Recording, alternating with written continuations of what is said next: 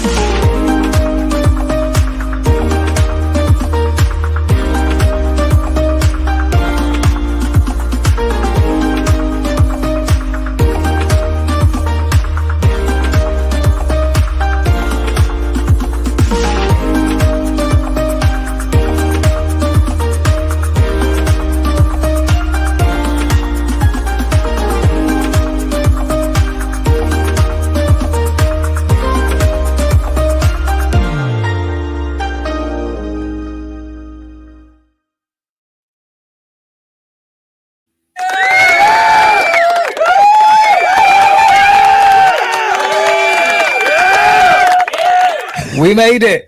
We made it. Now, if you can see us and if you can hear us, give us a thumbs up and leave a comment of some kind. We made it after a year and some technological challenges throughout these last couple of weeks. But we're here now. We're here. And many thanks, first of all, to everybody who's been tuning in or who's been throwing us messages and sending us a lot of love and telling us that they've missed us and, you know, they want to get back into these conversations. Now, these conversations, as you know, are not orthodox conversations. These are usually conversations which people are thinking about, but they don't want to say anything. So that's us. We talk on your behalf. We give our own little ramblings. We want to share your views. We'd like to hear your views as well. So whilst we're having these conversations and in our own little minds, whatever we're thinking or concocting up, maybe we're way off the mark. I don't know.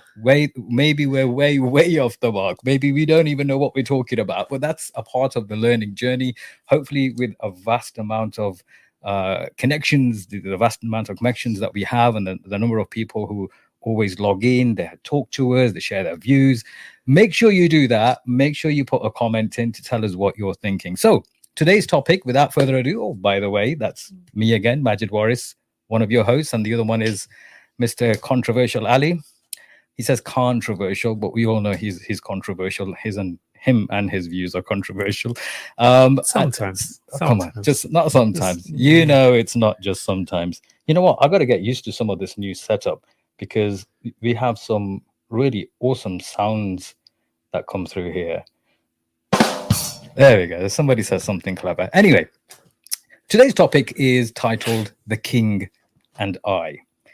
Now, Ali, you decided that this would be a good title for today's topic. I'm not sure we want to constrain our conversation just to the king and I, because there's so much that's going on in the background. We were going to be broadcasting this particular segment the day after the Queen had been buried. So, well, we don't know whether she was technically buried that day because apparently they go through so many different rituals and things. But there were questions which arose around that time. Well, now the Queen, who we had for so many years, who was the symbol of the Commonwealth or the United Kingdom, is no longer around. The question a lot of people were asking and were being shut down on was, well, why do we need the monarch now anyway? You know, we had a monarch for so long. In fact, I remember there were people who were very respectfully protesting around that time in London and in Scotland. and they had like just a placard to say "Not my king."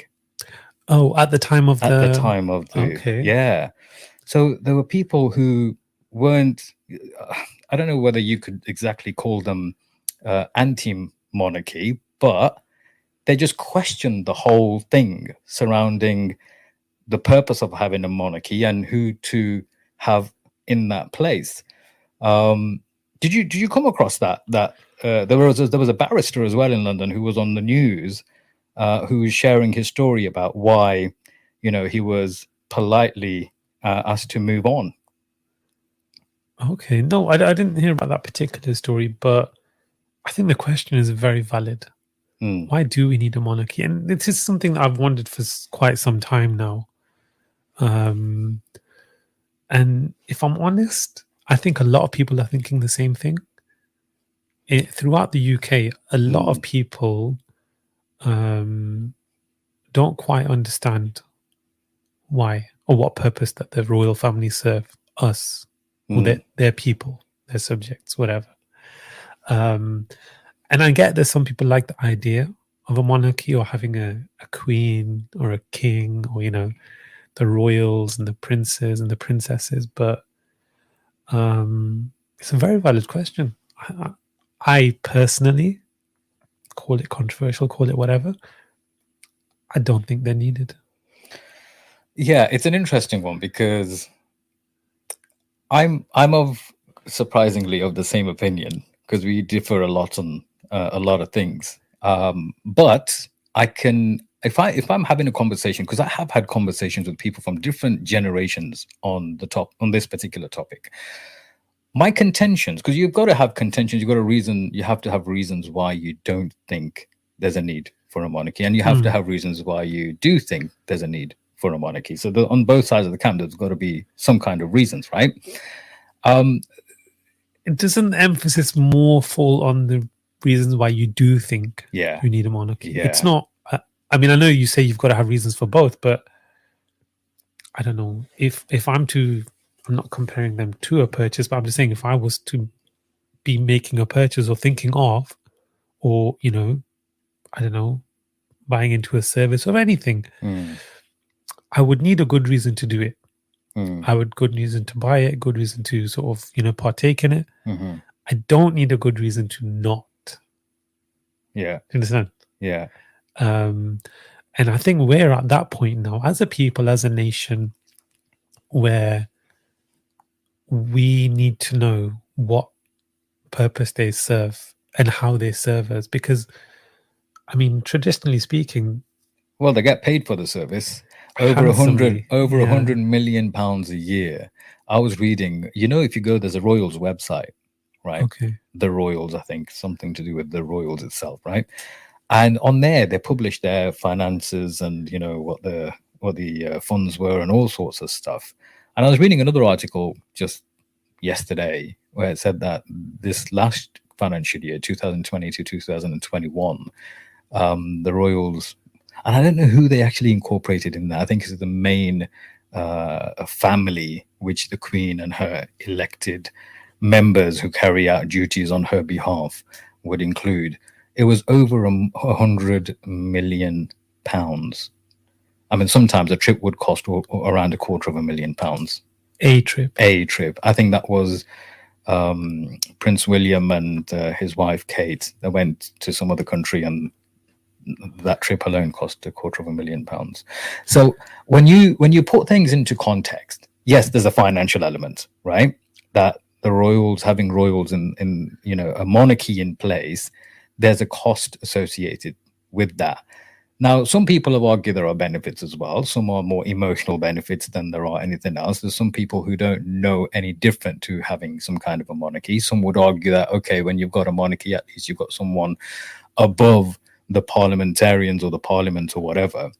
See, my contention with that argument is that in the legal system, the monarchs have given up their rights. Even when King Charles III was sworn in, he gave up his rights, his constitutional rights, to play a role within the significant elements of running the country, right?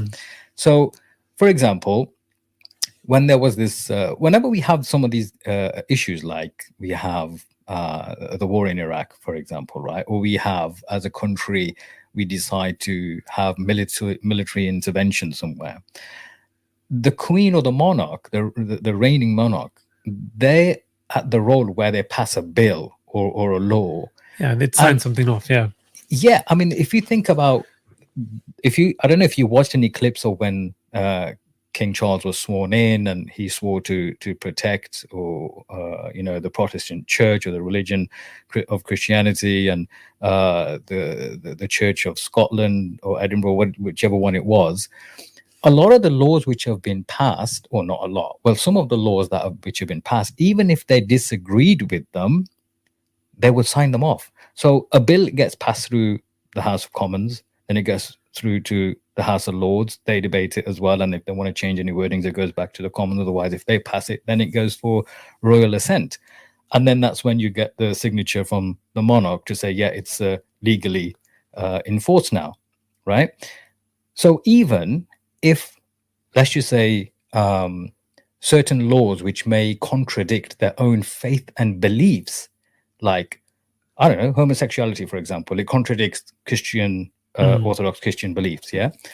They'll sign it off because it's just a service that they're providing, irrespective of whether they agree or disagree. I've not known, I mean, correct me if I'm wrong, if you know any better, which you do probably.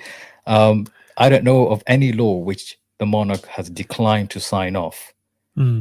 Doesn't matter what it is. They may have their personal opinion or views on things, like the Queen apparently had her views on Brexit, and she didn't want to leave the Brexit apparently. But whatever it is, the monarchs will sign it off. So they get paid to sign stuff off, and they don't have any constitutional power. So for me, that's like, hang on, if the Queen signed that off, with respect, she has blood on her hands. What if she didn't sign it?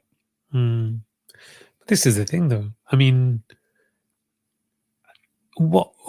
let's say you've got a king of a country or a queen. Yeah, you've got a royal family. What is their absolute purpose?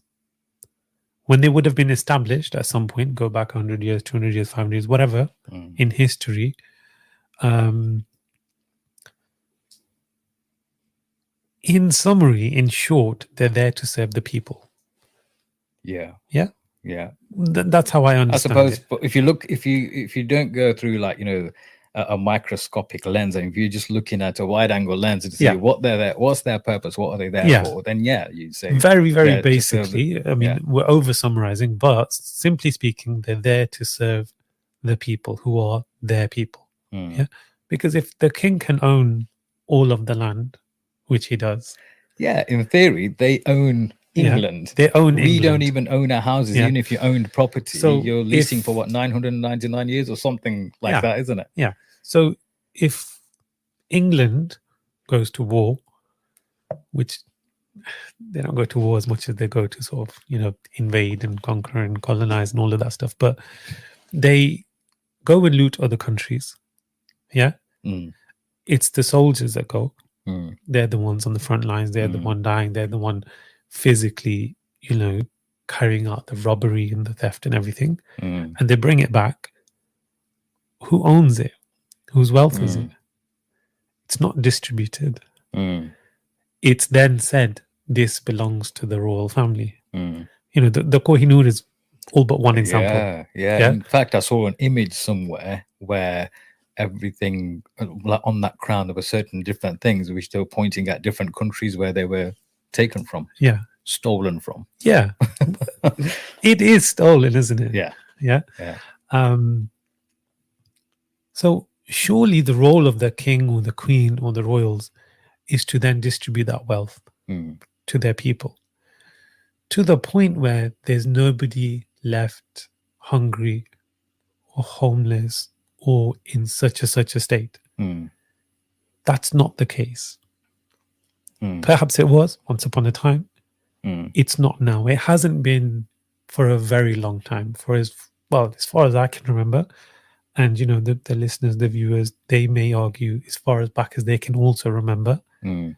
It hasn't been the Queen's or the King's priority to make sure every single one of their people are okay Mm. above the breadline. Mm. My understanding of a king or a queen would be that. Yeah. Yeah, to Okay. start with. That's not happening. You know, doesn't matter how much of the world was, taken over or looted or whatever, however you want to call it. Yeah, let's say we took democracy to a lot of places, Yeah. and we brought back treasures. Mm. We didn't bring back treasures. Mm. We're not better off for it. We didn't get anything for it. The country's not. I can't even say the country is better off for it, because then it would have gone to the people. It hasn't, and it continues to be like that. So when there's an argument of, okay, but the royal family, contribute to the economy, or they do this, or they're not really. Like all the land and the castles and the parks and the reserves and everything that they own. Hang on a second. What do you mean own? How do you own it? And it's based on that. I think they're just not needed. They don't serve us, and they don't serve a purpose, and they haven't done. And this isn't specifically for the British royal family. I think this could be applied in a lot of places wherever they still have monarchs. Is that if they're not there for the people? I mean, we're going across continents, but if we go over to Saudi and stuff, Yeah. I'm sure there's people listening that would say, "Oh, what about the Saudi royals?" Yeah. Absolutely, I agree with you. Yeah. I don't like them or agree with them any more than I do the British royal family. It's nothing to do with religion or race or creed or anything like that, or any kind of nationalism, loyalty, patriotism. All of that is out the window. They either serve or they don't. I genuinely think they don't. Yeah, I think there's I think every monarchy can be scrutinized as to what they're actually doing. I mean, you've got my politics or geopolitics is quite weak in that regard anyway, generally. But whenever you look at any country which has a monarchy, whether it's Saudi Arabia, the United Kingdom, Jordan has a monarchy, right? You got the King of Jordan, yeah. I think some might be doing a reasonably good job and some might not be. Question is, is having a monarchy, does it have more positives than it does negatives in the grand scheme of things? Or does it even serve a purpose, like you put it, right? Now, because there's always an argument, we don't even need a monarchy, right? You can say that point blank. Then I think people would consider, what's the alternative? Like in America, they have a president over their senates and stuff, right? Same with Pakistan, right? You've got their democratic parties and the commons and whatever. Then you've got the prime minister. Then you have a president. And again, I think when you go down that route, then you're kind of risking going into some kind of a dictatorship.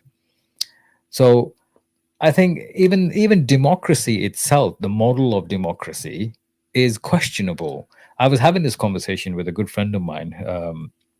We went out for dinner, and we used to work together. And the question I posed was, the democratic system that we have today, is it even working? If you think about one man or woman, one vote, then how effective is that really? Should there not be a qualified vote?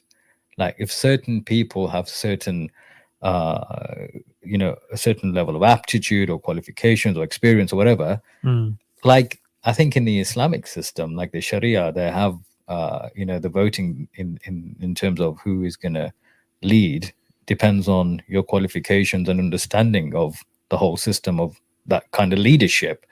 So that's as an example. It doesn't have to be, we don't just have to use that. But generally speaking, if you qualify votes, surely that's going to have to be more effective than unqualified votes, right? because if you've got people, every single person who's of a certain age is, eligible to vote. And that's counted equally. That's counted You could have equally. somebody who understands the situation, the economy, the country, the politics of it, all of it, Yeah. and their vote is equivalent to somebody, who watches Jeremy Kyle for educational purposes. Well, yeah. There could be a better system. Of course there could. Yeah. But I think, 2022, there's so many things that are just, in this country particularly, I know across the world, okay, it is what it is, but I've lived here pretty much all of my life. So I know. Have you? I never have guessed. Yeah, I mean, yeah. I've moved a little bit further down south, but, the UK has always been my home. Yeah. Not specifically England, though. Not specifically England, no. Okay. I'm a bit like the Queen. We have that in common. You have that in common, a bit of the Scottish we like that. eyes, and yeah.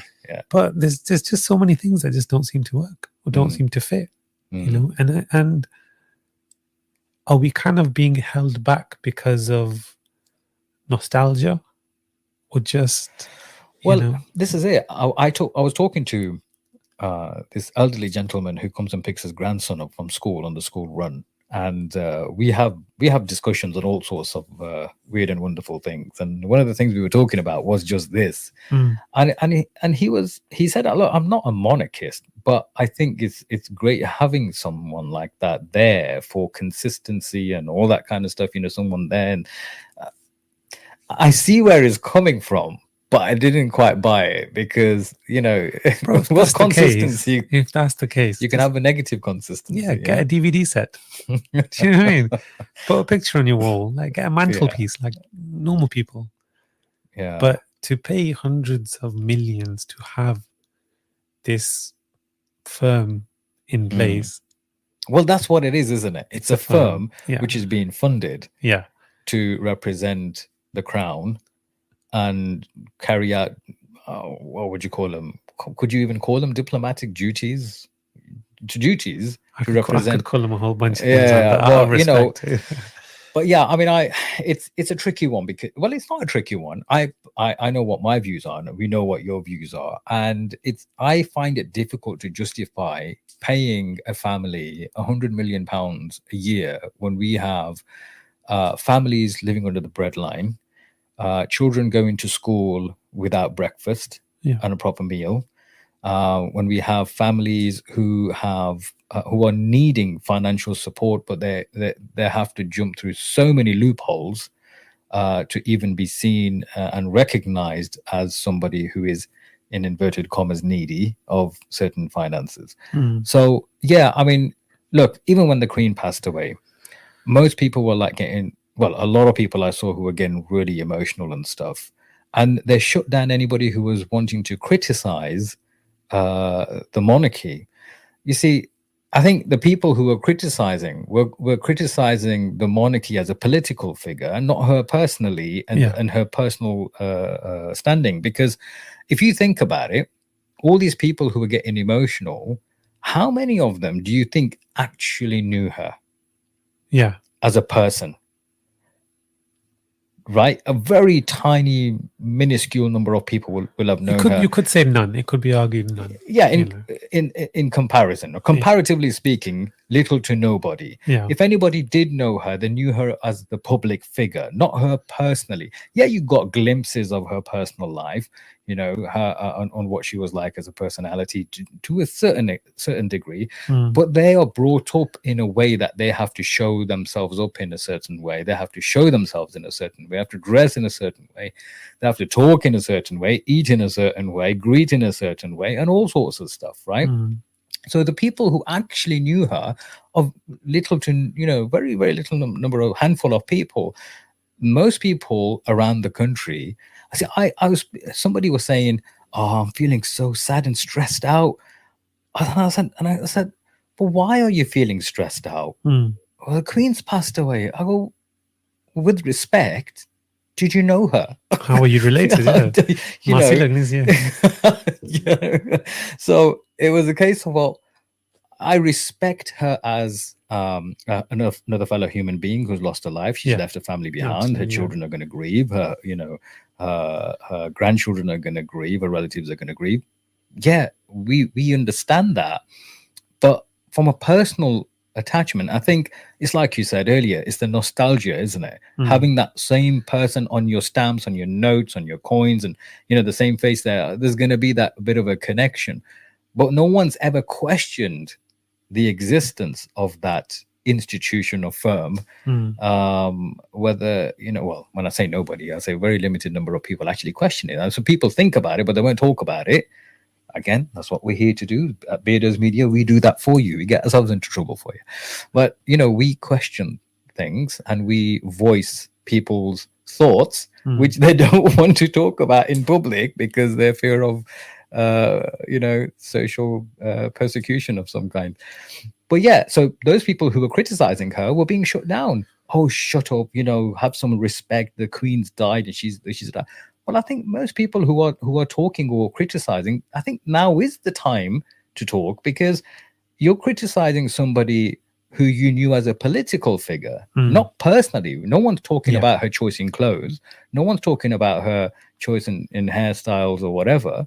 The media threw a wobbly when Charles was still a prince, and he wanted to learn Arabic because he wanted to understand the Quran and Islam. He got a lot of flack for it. Okay. Yeah, he did a speech, and and he got a lot of criticism from the right wing media for it. But then, where's the respect then?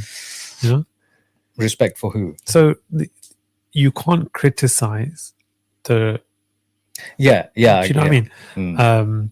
But look, I think it comes down to nostalgia, and it comes down to people see the royals as one of their own celebrities. Yeah.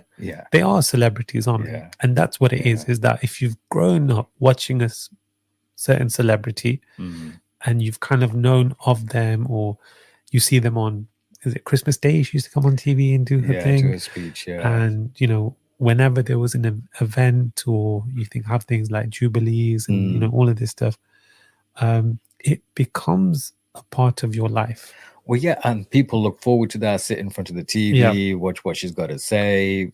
So I think now it's a ritualistic thing. It is a ritualistic Well, you know what, Ali? It's more than a ritualistic thing, because for a lot of people, it becomes I think the monarchy is almost like a deity in some way. It's not far off, is it? Well, think about if you watch the final moments of when her casket was lowered down into the ground on her day, on that last day, the guy, the priest who was speaking the final words, referred to her as the Most High, the Most Gracious, or something like that. And I thought, wow, subhanallah, that in Islam, that is polytheism, because the Most High or the Most Gracious are attributes you refer to as the Creator, for the Creator. So there is an element of a religion. I think it becomes like a religious. There's a certain air of religiosity. How do you say that word? It's a word now. Yeah.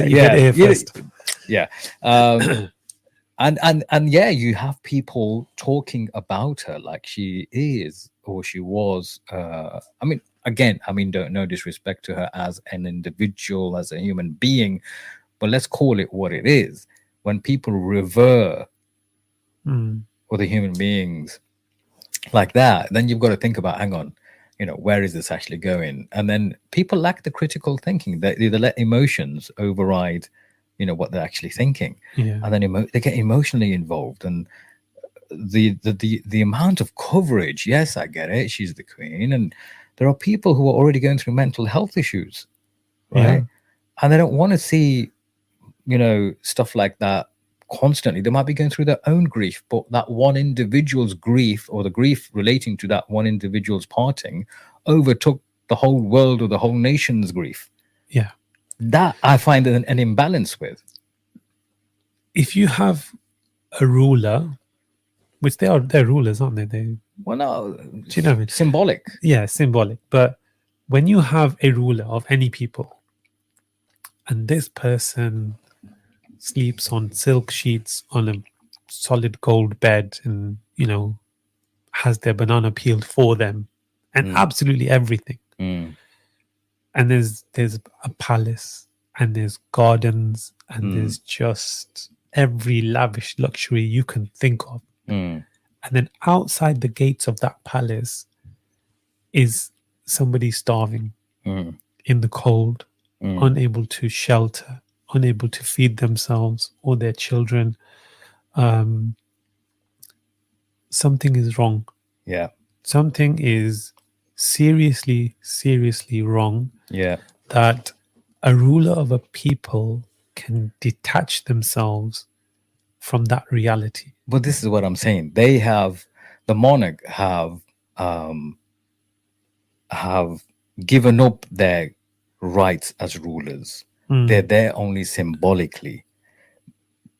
The question is, if you or I were in that kind of a position where a final stamp from us would seal or confirm that a bill is passed and it has royal ascension and it becomes the law. If it went against my own values, then why would I still do it? Well, over what? It's then over money, isn't it? If you bring it down to the ground, if you get down to the nuts and crannies of it, if I am signing a piece of law which needs my ascension, my royal stamp to make it legal for this law to be passed, even if it goes against my values, I've just sold my soul. Yeah. That's what it is. What else can it be? If it goes against my values, if it goes against my beliefs, and I've been given a law, it's gone through the House of Commons, gone through the House of Lords, come for royal ascension, I'm the king. I'll stamp it. For why? If I don't stamp it, what am I doing? I'm risking losing the crown. And this is what they can't do. They can't get rid of that material wealth. See, that's interesting, because the way that this country is going and has been going for a number of years is so far off the track of the Church of England. Yeah. Or even Christianity. In general. In any form, shape, way. Christianity is this way and we are veering a different way. Completely different way. So where does the royal family, where do the royals, where does the king stand in this? Does he, break off from the church? Or does he put a stop to, whichever direction that the powers that be are looking to take things? That you can't have it both ways. And at the moment, they're having it both ways. Yeah. They're still part of the church and they're still, leading the country, and the country is still a Christian country with Christian rulers and, but LGBT. Yeah, that goes completely against Christianity. Against Christianity. It's not even about preference or freedom of expression or each to their own. It is literally against. Yeah. Well, this is what I'm saying. In terms of values, there are things in this country which are being introduced and they need the royal decree to pass. And they'll pass it because they get paid for it. Now, if I had any conscience, right? Now, again, with the utmost respect, if I had a conscience and I'm being asked to sign off to go to war and ground and pound, as they say in MMA, another country, and I know women, children, the elderly are going to be a lot of civilian casualties, and I still sign it off for the fear of what? For the fear of losing my position. Yeah. Then I've got blood on my hands. Yeah, and I've sold my soul. I've sold my values up. They mean nothing. And we probably don't want to go into too much of the Queen's. It was Elizabeth, right? I was having a blank moment. Into her history, but she's obviously no longer with us. But she had a lot of blood on her hands. A lot. And I think people are well within the right okay, it was a time of mourning and it was respect. And I, personally, I think Charles and all of these guys should have had a little bit more time to just mourn, because I think was it the day after she passed away or something? He had to come and do like a speech or be sworn in. He or had to address so many different people throughout those days. I feel like that could have waited. That was a political move. Like it was a political duty. Yeah. So if you think about it, in one sense, I feel sorry for them. I do. Because look, they're in the public eye, the royal family, right? They have this long tradition of, well, a lot of people claim that they're not even all kind of English. Their heritage comes from Germany. Yeah. In fact, I think it was, what was the Queen's husband's name? Philip. Philip's sisters weren't even allowed at their wedding because they had some ties with what was it, the German, or was it the Russians or something? Some kind of secret service apparently. So they have a German or Russian, I think it's German lineage. German, yeah, lineage, and they're not even purely English, as they proudly proudly celebrated. So you think about it and you think, well, how can you live a life of, because some people say, look, they have so many duties. They carry out so many duties. You know how many, they have hundreds of duties that they have to carry out. They don't even have a private life. And I feel sorry for them. As a royal family, I feel sorry for them. I don't blame Harry for leaving this firm. I don't blame him for saying, ta-ra, I'm off. Well, this is what I couldn't understand about Elizabeth herself. Although I would have done things differently. I'd have stayed there and try to make changes. But again, maybe they're too powerful for that. I think perhaps he knows something that we don't. Yeah. And the same with his wife. She obviously knows something that we don't. And perhaps some of those things you can't say. Yeah. Yeah. And it wouldn't surprise me, because every organization, every sort of closed off, cartel or whatever you want to call it, has those kind of shadows, or what did they call them? Something in the closet, is it? Yeah, skeletons in the closet. That's it. Don't know where I got cobwebs from. Oh man, you're turning into a skeleton yourself on this diet. You should know more about skeletons. By the way, in one of our episodes, we will be talking about a specific diet that we're trialing.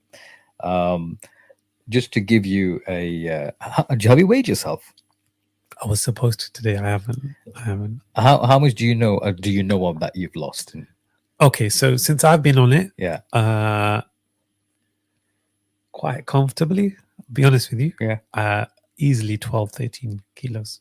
12 to 13 kilos. Yes. And that's within like 2 months, right? Is that how long it's been? Maybe just over 2 months. Yeah. Just over 2 months. Yeah. I can believe that, because I lost 4 kilos in the last 4 weeks. In 4 weeks? Yeah.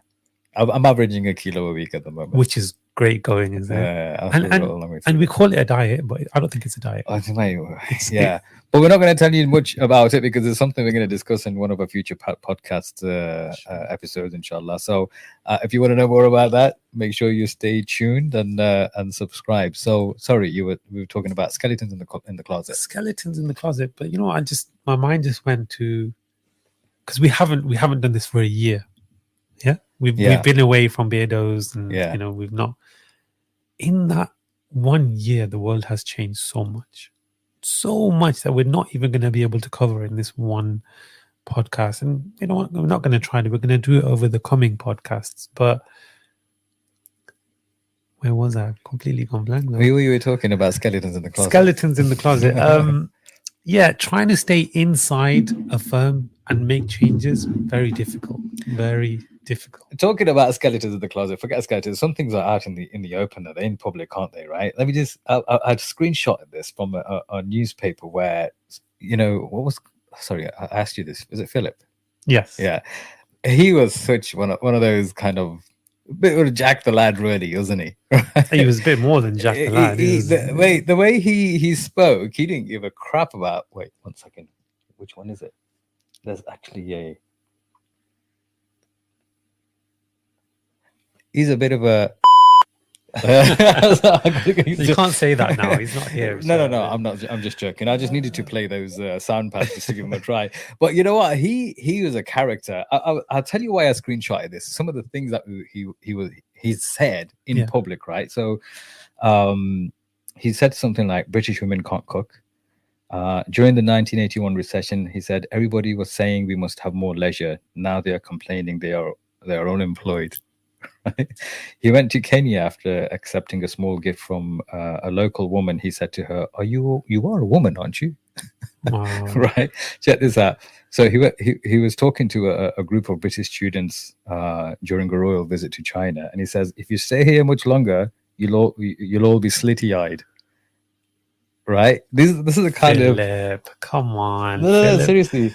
This is the kind of he used to say. Well, actually, I thought it was dubbed at first.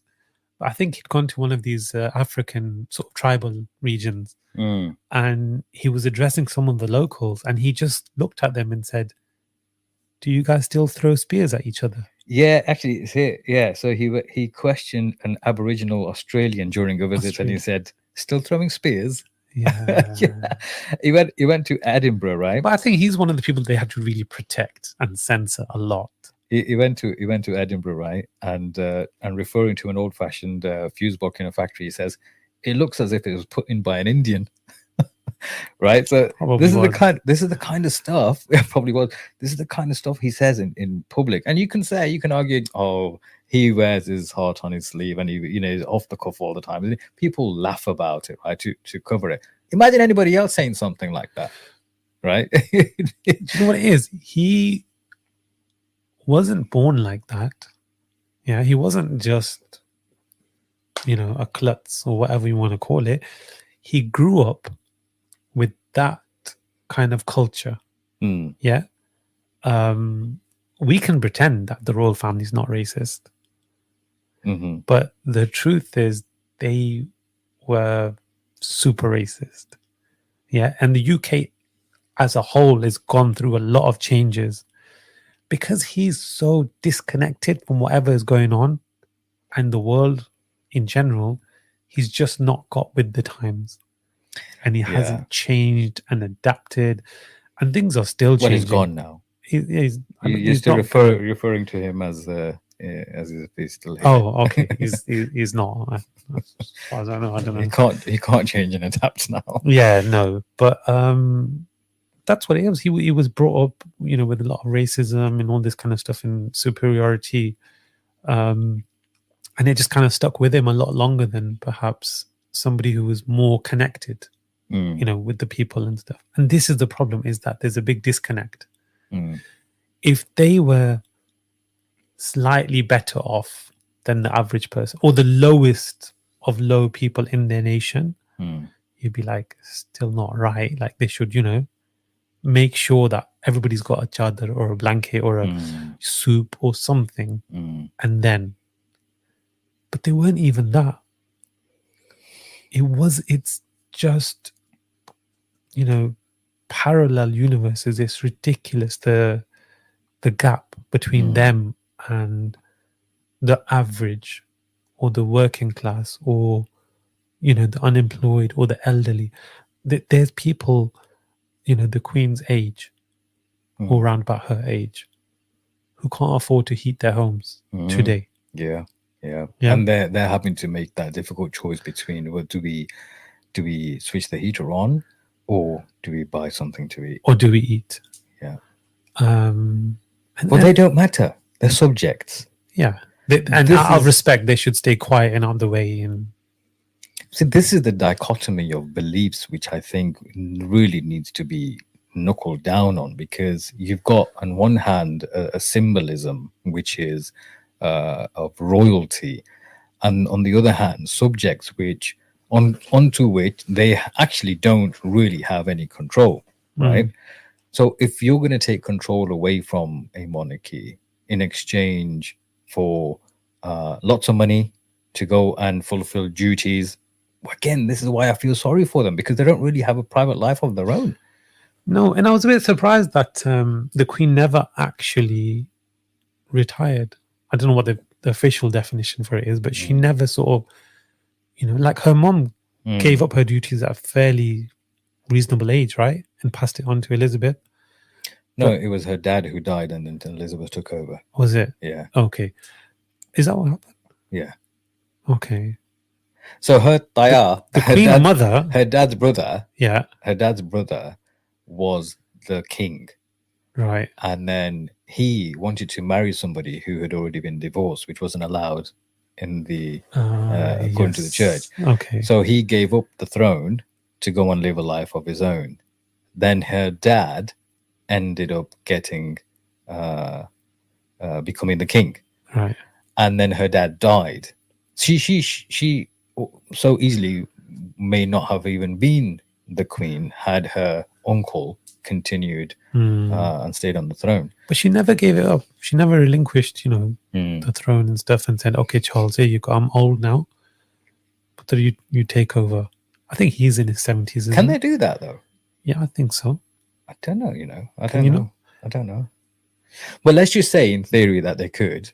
That's a good question. If they can, I think Charles should do it and give it to William straight away. I think so. It would make so much more sense. Man, the guys waited for 73 years to become for 76 what, years. You know what? I mean, let him have his jollies, man.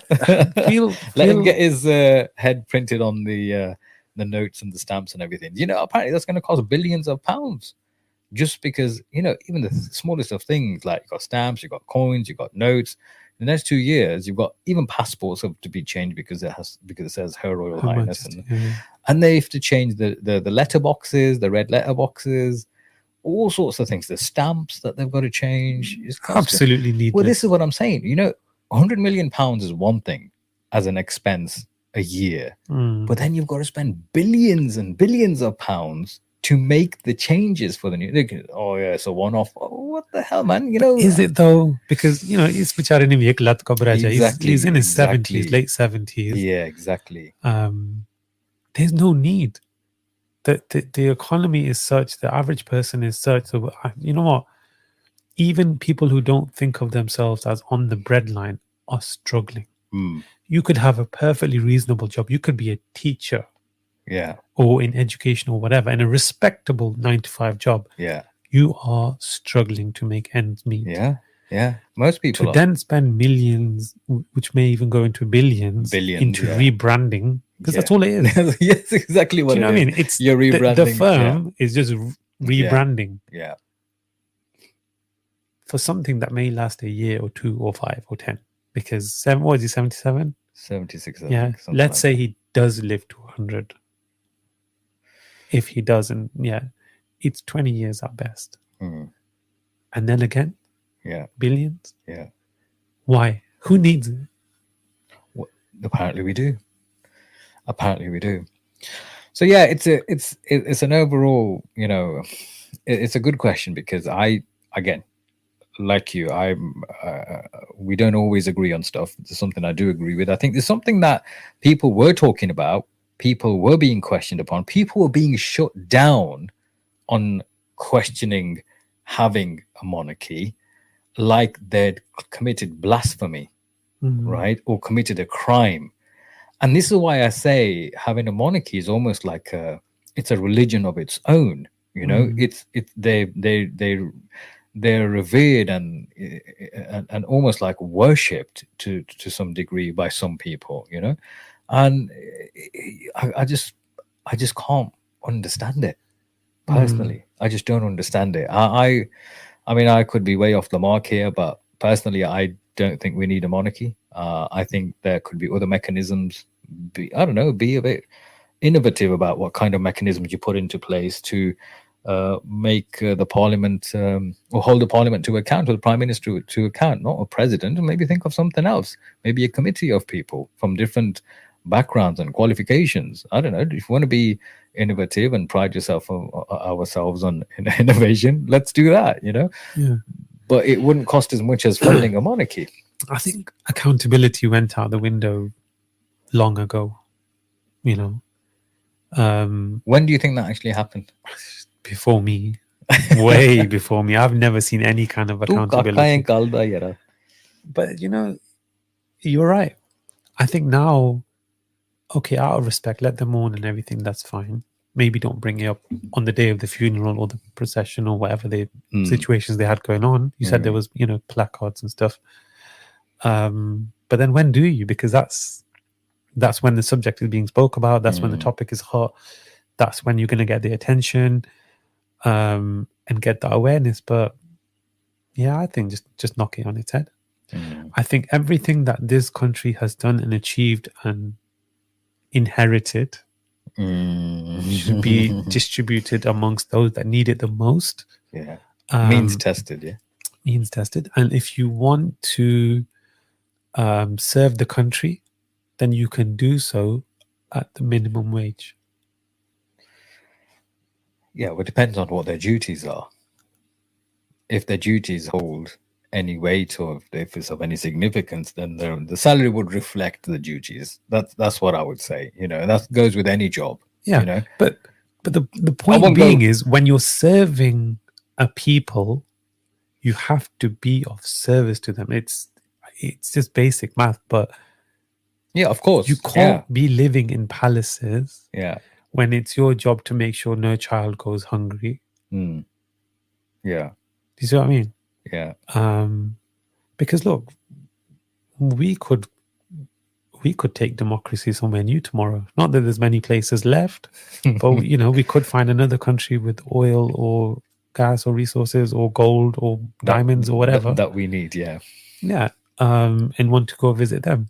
And then thousands and millions of people die. And then we come back with all these diamonds.